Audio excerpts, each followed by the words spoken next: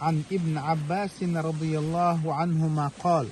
عبد الله ابن عباس ديتنا الله رزق تارشني قال رسول الله صلى الله عليه وسلم الله يلجنو إيلرال ما من أيام العمل الصالح فيهن أحب إلى الله دين وشخ تعا دي مدات ديك عمل شاء الله هن دقيش من هذه الأيام العشر هق إت دينال إيلر فيغمر صلى الله عليه وسلم دي الحجة بيت إت دوش فقالوا فيغمر أصحاب شدير خلتارنا ختنق يا رسول الله هيديل يلج ولا الجهاد في سبيل الله الله نوقع أحيا قرداك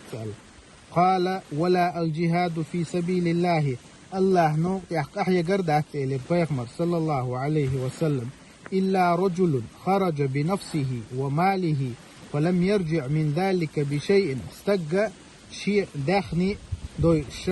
شاء ولا حاجة يخا توقش ويسن ورش ورقدي الله نو يحا دقل خرا إز أبقاري دز دوش درقدو وش ديسن دوش درقا هق دين وشالله يز عمليات إلي بيغمر صلى الله عليه وسلم هق دين وشكاحا بسول استقا ييش ينت مقوتشا ويش ديكر يوشل عمل شغ عمل حج دردو تكبير دردو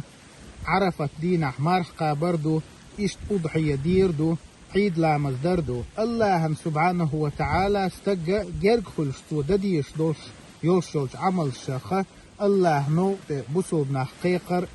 دعوة در قرآن دق ديشر ساغلوش إزخلر مرخنشتو قابر هقا دين وشكح إشتو لامش در الله سبحانه وتعالى دق حيق وردو